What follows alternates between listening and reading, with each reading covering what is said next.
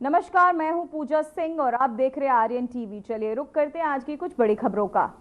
तो भाई उत्तराखंड से एक बड़ी खबर सामने आ रही है, जहां उत्तराखंड में कैबिनेट विस्तार को लेकर चर्चाएं तेज। दिल्ली दौरे पर आज भी रहेंगे सीएम धामी। कैबिनेट बैठक में जल्द होगी फेरबदल। केंद्रीय हाईकमान से मिली रही हरी झंडी, अभी भी हो सकता है कैबिनेट विस्तार। धामी मंत्रिमंडल में खाली है अभी भी 4 सीटें। धामी कैबिनेट में जल्द हो सकता है फेरबदल। केंद्रीय हाईकमान से मिली अब हरी झंडी। तो वहीं आपको बताते चले, कैबिनेट में जल्द होगा फेरबदल। हाईकमान से हरी झंडी मिल चुकी है। वहीं धामी मंत्रिमंडल में खाली है अभी भी 4 सीटें। अब कभी भी हो सकता है मंत्रिमंडल विस्तार। उत्तराखंड में कैबिनेट विस्तार को लेकर चर्चाएं अब तेज हो चुकी हैं, जहां दिल्ली दौरे पर आज भी रहेंगे सीएम धामी। अब कभी भी हो सकता है कैबिनेट विस्तार।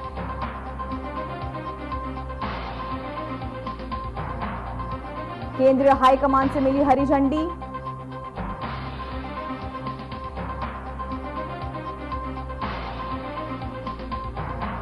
कभी भी हो सकता है कैबिनेट का विस्तार। उत्तराखंड में कैबिनेट विस्तार को लेकर चर्चाएं तेज। केंद्रीय हाईकमान से मिली हरी झंडी। धामी मंत्रिमंडल में खाली है अभी भी 4 सीटें। केंद्रीय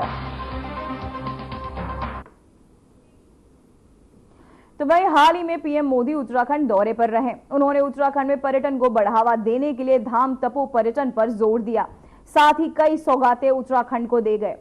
एक और जहां पीएम के दौरे को लेकर कांग्रेस सरकार हमलावर है, तो वहीं दूसरी ओर बीजेपी नेता इसे उत्तराखंड का सौभाग्य बता रहे हैं। विधायक विनोद चमोली ने कहा कि पीएम का उत्तराखंड से लगाव है, उत्तराखंड को उनसे विशेष स्नेह मिला है। विनोद चमोली ने कहा कि पीएम मोदी ने केदार घाटी से कहा था कि तीसरा दशक उत्तराखंड का दशक होगा। बीजेपी विधायक ने कहा कि उत्तराखंड में डेवलपमेंट को आगे ले जाने में के काम को पीएम ने अपने हाथों में ले रखा है।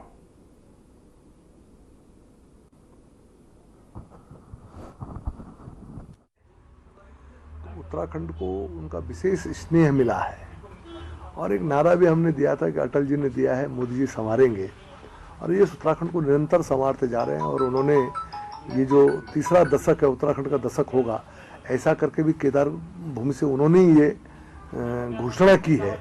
तो ऐसा लगता है कि जैसे उत्तराखंड के डेवलपमेंट को, उत्तराखंड को आगे ले जाने के काम को उन्होंने अपने हाथ में ले रखा है।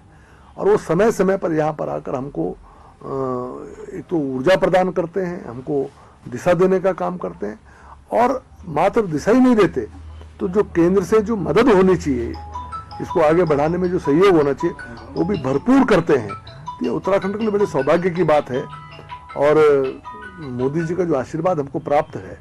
तो कई बार तो ये भी नहीं समझ में आता कि मोदी जी गुजरात से, ऐसा लगता है कि हमारे उत्तराखंड के ही व्यक्ति इस देश के प्रधानमंत्री हैं।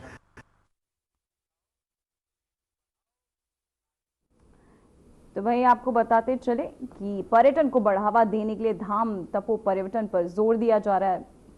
तो वहीं उन्होंने कहा कि साथ ही कई सौगातें उत्तराखंड को पीएम मोदी दे गए हैं। एक और जहां पीएम के दौरे को लेकर कांग्रेस सरकार हमलावर है, तो वहीं दूसरी ओर बीजेपी नेता इसे उत्तराखंड का सौभाग्य बता रहे हैं।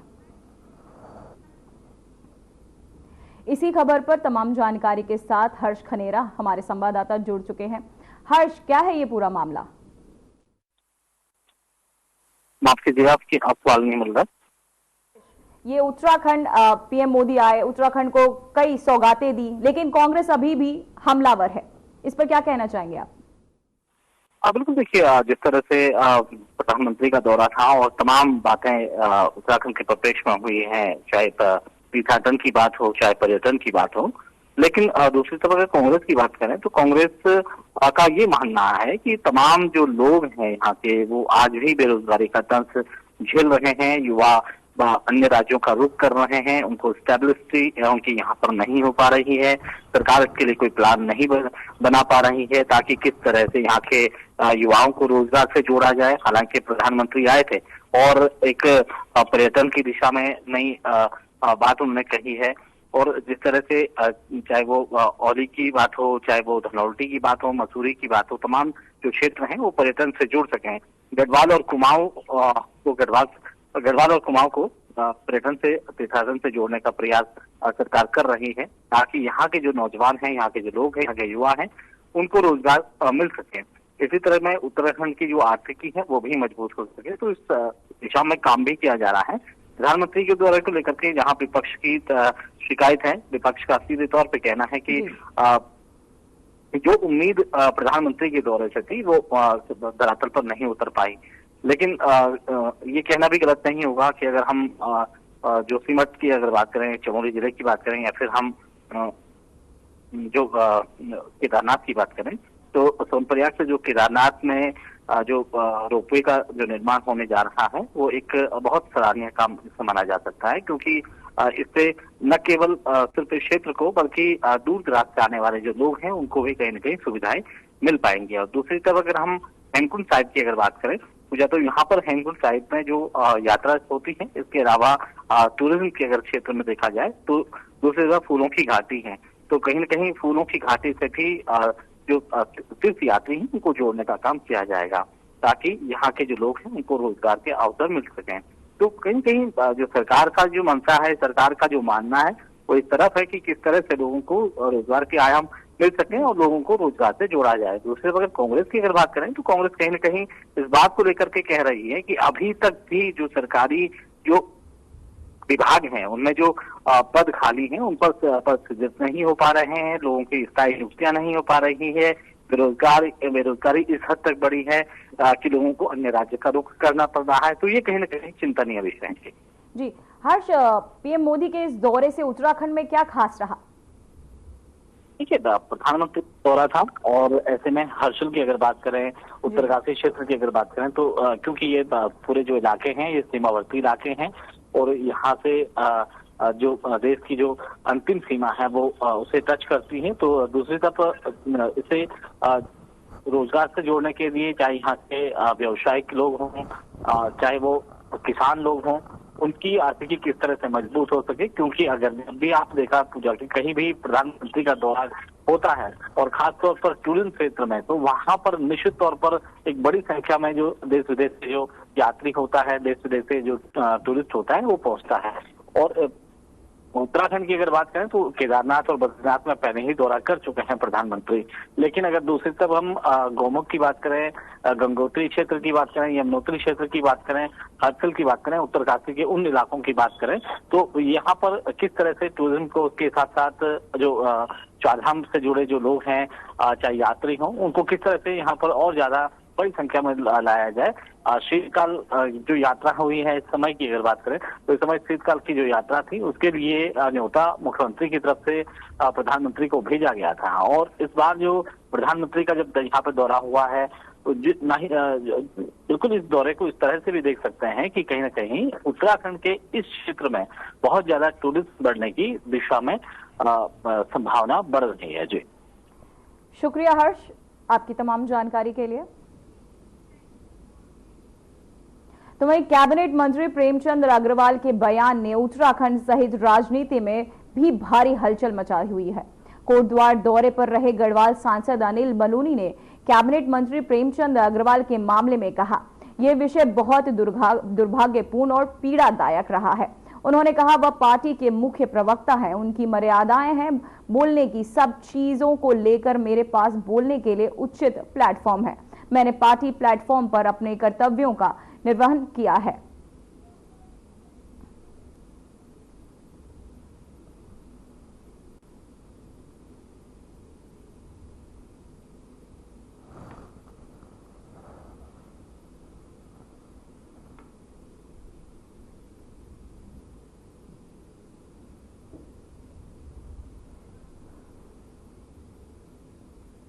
तो वहीं सचिव उत्तराखंड शासन और रजिस्ट्रार जनरल डी.वी. प्रश्नमुगा हरिद्वार पहुंचे, जहां उन्होंने रजिस्ट्रार और सबसे रजिस्ट्रियों के साथ यूसीसी क्रियान्वयन से संबंधित बैठक ली। उन्होंने निर्देश दिया कि सभी रजिस्ट्रार जनता के फैमिली टेलर के रूप में काम करें, फैमिली सिलेटर के रूप में काम करें। आवेदन पत्र में किसी भी गलती को तुरंत स्पष्ट करे और उसे रद्द न करे। बैठक में मुख्य विकास अधिकारी आकांक्षा कोड़े ने समान, आपको बताते चले, नागरिक संहिता का गहन अध्ययन करने का आग्रह किया, जबकि ई रजिस्ट्री, आपको बताते चले, मैनेजर ई डिस्ट्रिक्ट मैनेजर अभिषेक चौहान ने बताया कि जनपद में सब रजिस्ट्रार और 12 रजिस्ट्रार कार्यरत हैं। साथ ही रजिस्ट्रार एवं सब रजिस्ट्रारों की यूसीसी के बेहतर क्रियान्वयन के लिए अहम सुझाव प्रस्तुत किए।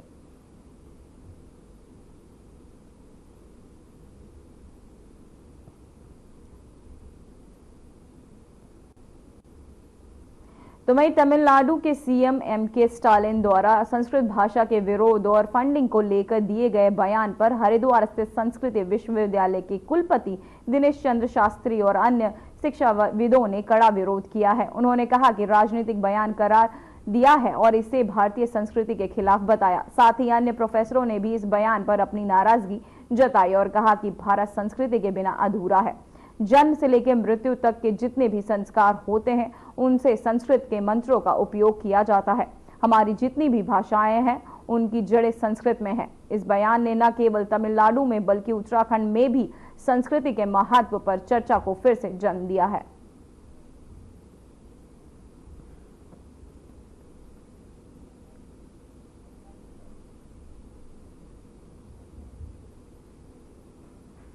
देववाणी के रूप में मानी जाती है और प्राचीनतम भाषा मानी गई है। जो इसमें हमारे आचार व्यवहार और प्रतिदिन की दिनचर्या के लिए जितनी पॉजिटिविटी के साथ इसमें बताया गया वो हमको लगता है दूसरी किसी भाषा में नहीं है। बाद की भाषाओं में उसी से अनुसरण करके लिया गया है। हम कहते हैं ना कि वृत्तम यत्नेन संरक्षित वित्तम आयाति याति च अक्षीणो वित्ततः क्षीणो वृत्ततस्तु हतो हतः है। ऐसी शिक्षा हमारी संस्कृत भाषा ही देती है कि वित्त के पीछे आज दुनिया जो है पागल है। वित्त जिसे धन कहते हैं, तो धन तो आता और जाता है, हमारी संस्कृत भाषा बता रही है। जिस किसी ने भी संस्कृत भाषा का विरोध किया है और कहा है कि संस्कृत भाषा के लिए सरकार जो है व्यर्थ में धन खर्च कर रही है, जो कि सरासर गलत है। भारतीय संस्कृति के भारतस्य प्रतिष्ठे द्वे संस्कृतम संस्कृतिस्तथा, तो भारत की दो प्रतिष्ठित चीजें हैं संस्कृत और संस्कृति।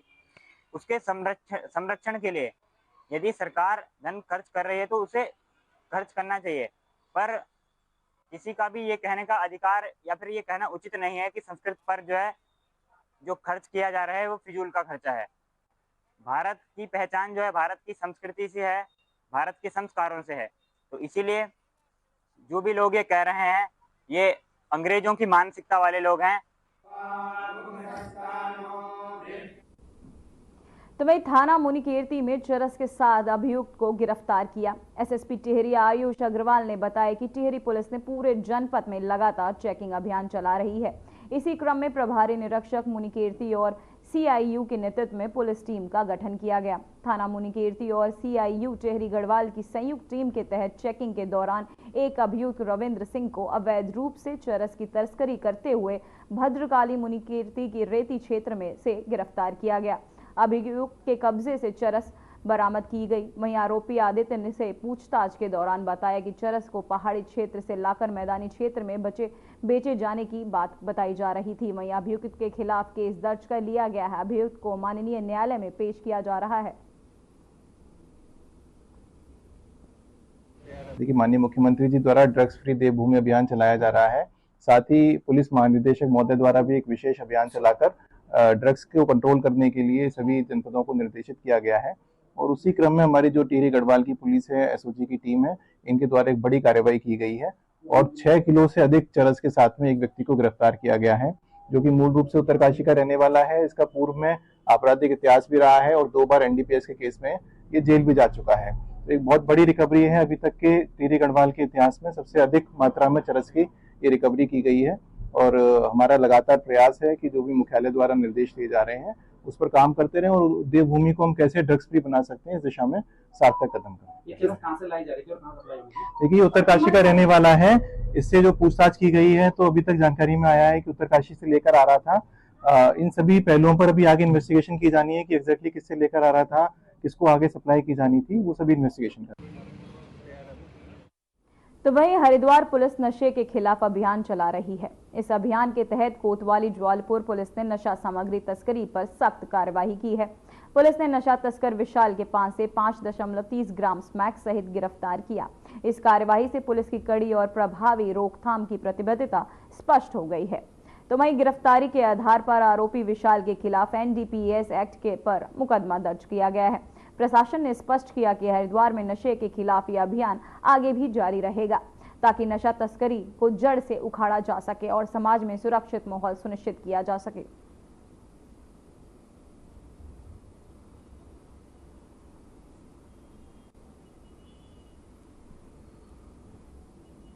नशा तस्कर विशाल गिरफ्तार, पुलिस उठा रही नशा तस्करी के खिलाफ सख्त कदम।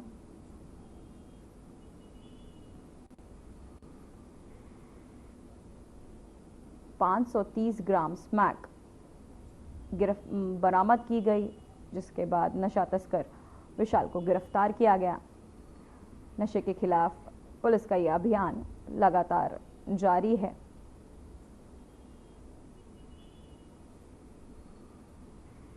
तस्कर को गिरफ्तार करने के बाद जांच पड़ताल की गई, उसके बाद न्यायालय में समक्ष उसे पेश किया गया।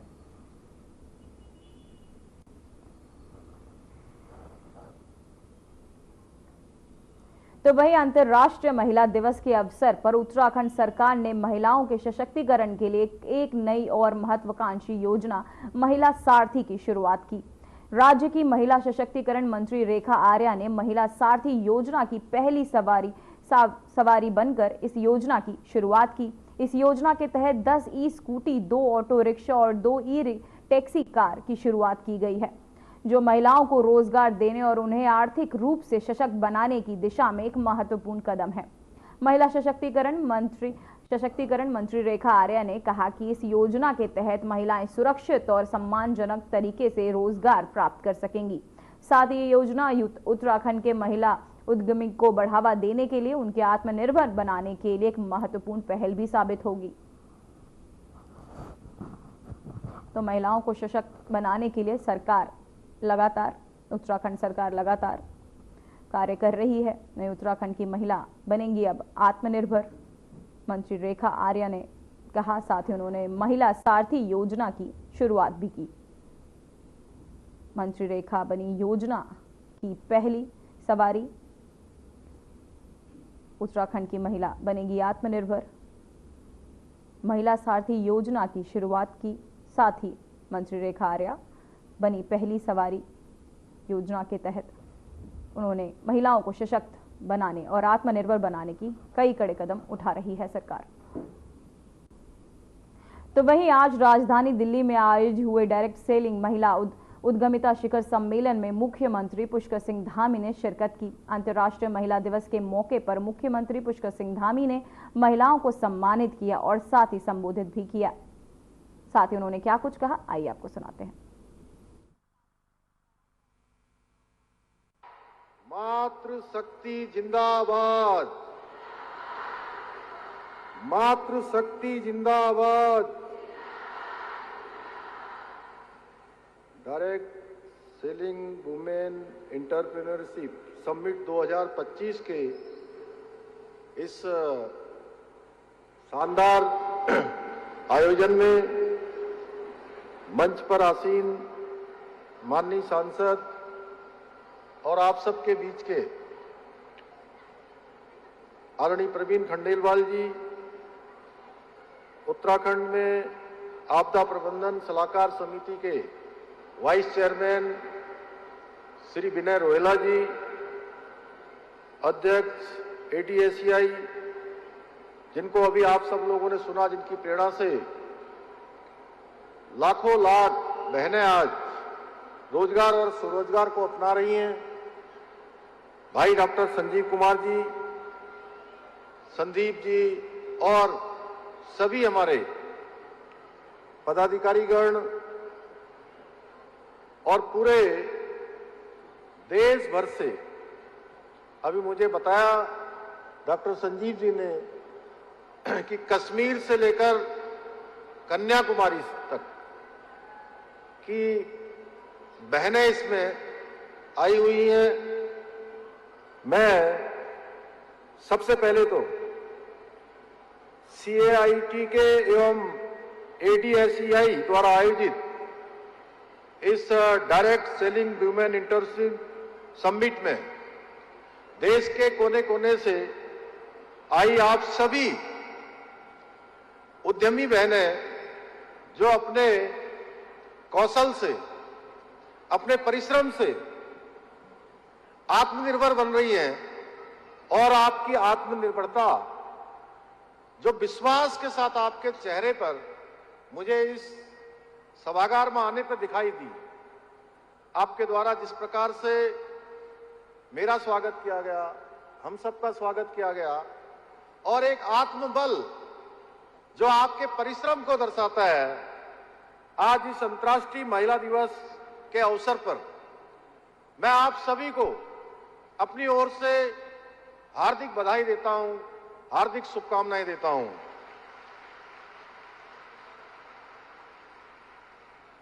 आत्मविश्वास से परिपूर्ण और जीवन में अपने दम पर कुछ कर गुजरने का जुनून रखने वाली आप सभी बहनों के बीच में आकर मुझे आज अत्यंत हर्ष की अनुभूति हो रही है।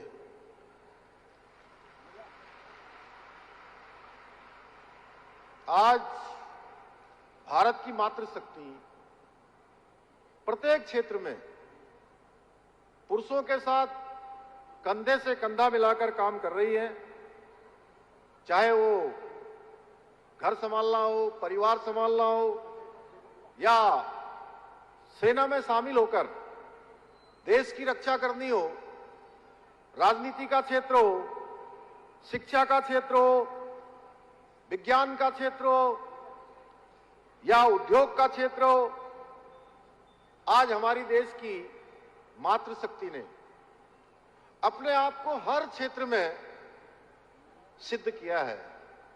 अपने परिश्रम से, अपने कौशल से आज मातृशक्ति हर क्षेत्र में आगे बढ़ चढ़कर काम कर रही हैं। इसी प्रकार आज बड़ी संख्या में हमारी माताएं बहनें जो सामान्य में अपने परिवार चलाने के अतिरिक्त डायरेक्ट सेलिंग इंडस्ट्री में भी एक अलग पहचान बना रही हैं। डायरेक्ट सेलिंग के व्यापार मॉडल को अपनाकर आज न केवल आर्थिक रूप से आत्मनिर्भर बन रही हैं, बल्कि उनके अंदर आत्मविश्वास और कुशल नेतृत्व क्षमता का विकास भी हो रहा है। मुझे अवगत कराया गया है कि ADSEI डायरेक्ट सेलिंग इंडस्ट्री से जुड़कर कार्य करने वाली देश भर की लगभग 7 लाख से अधिक उद्यमी महिलाएं आज प्रतिनिधित्व कर रही हैं। मैं कैट एवं ADSEI के सभी पदाधिकारियों को आज के इस अवसर पर बहुत साधुवाद देता हूं कि आप सभी मिलकर देश की मातृशक्ति को सशक्त एवं आत्मनिर्भर बनाने का बहुत ही सराहनीय कार्य कर रहे हैं। इसकी जितनी प्रशंसा की जाए, संजीव जी, प्रवीण जी और आप। फिलहाल बुलेटिन में बस इतना ही। मुझे दीजिए इजाजत। नमस्कार।